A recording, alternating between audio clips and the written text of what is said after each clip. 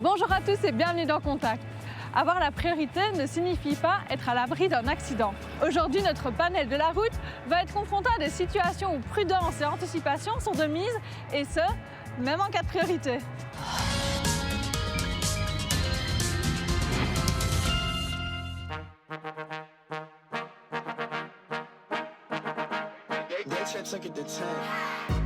Connaissez-vous les règles qu'un véhicule prioritaire doit respecter dans cette situation? Oh non!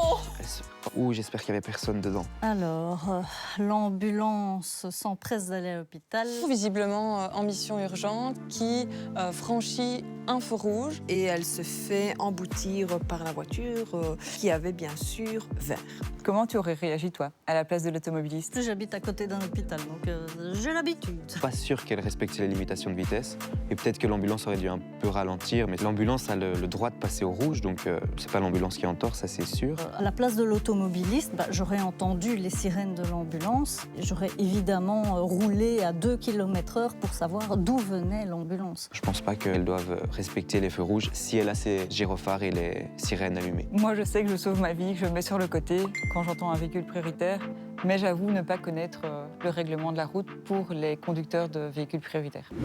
Un véhicule d'urgence qui est en mission urgente, il peut franchir un feu rouge à condition de le faire à vitesse modérée et en s'assurant de ne pas mettre en danger les autres usagers. Dans cette situation, on voit que le véhicule d'urgence roulait trop vite pour griller le feu rouge. Il aurait dû adapter sa vitesse en amont. L'autre usager ne l'a pas laissé passer au feu. Il aurait dû également ralentir et être attentif. Quand on entend un véhicule d'urgence et qu'on ne sait pas d'où il vient, il vaut mieux être très vigilant, ralentir et au besoin s'arrêter pour éviter ce genre d'accident assez violent. Je pense qu'il faudra appeler d'autres ambulances. J'espère que tout le monde s'en sortira bien.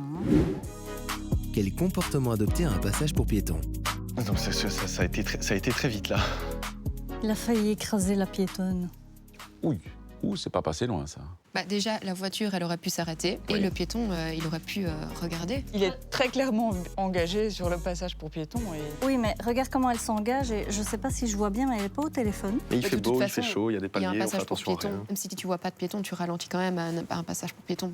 Je suis désolée, mais quand moi je suis piéton, je m'engage pas comme ça sur un passage pour piéton. Je regarde la voiture qui arrive et je regarde bien pour voir si elle ralentit. Mais être attentif à ton environnement, te rendre visible et surtout marquer l'intention que tu vas traverser. Donc c'est effectivement essentiel qu'un piéton fasse bien attention et regarde aussi à gauche et à droite avant de traverser. Mais je trouve ça vraiment malheureux en fait, comme situation. À l'approche d'un passage pour piétons, un conducteur doit ralentir et être très attentif car il doit céder le passage, du moins en Belgique, à un piéton qui s'apprête à traverser ou qui est en train de traverser. Alors dans cette situation aussi, et surtout à la sortie d'un rond-point, le conducteur aurait dû être plus prudent. Il y a souvent, à la sortie des ronds-points, des passages pour piétons, voire des pistes cyclables. Visiblement, il n'a pas ralenti suffisamment, il n'a pas été suffisamment attentif. La piétonne non plus n'a pas fait ce qu'il fallait puisqu'elle est au téléphone et elle ne jette pas un coup d'œil pour voir si les conducteurs en approche ne sont pas déjà trop près pour pouvoir s'arrêter pour elle en toute sécurité. Or, ça aussi, c'est une obligation du code de la route.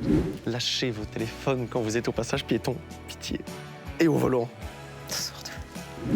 Voilà, Contact, c'est déjà terminé pour aujourd'hui. Merci d'avoir été avec nous. Si vous avez des questions sur le code de la route ou la sécurité routière, vous pouvez nous les envoyer en scannant le QR code qui s'affiche juste au bas de votre écran. Quant à moi, je vous retrouve dès la semaine prochaine et d'ici là, bonne route!